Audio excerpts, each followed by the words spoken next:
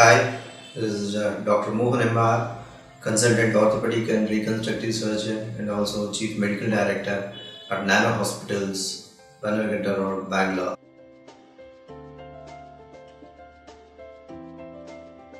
Clicking zones around the knee is mainly due to chondromalacia, wherein thinning of the cartilage happens, or internal derangement of the knee, wherein some of the internal structures might have been injured, or a commonest is a snapping syndrome, where the tendons get snapped in different positions. Thank you.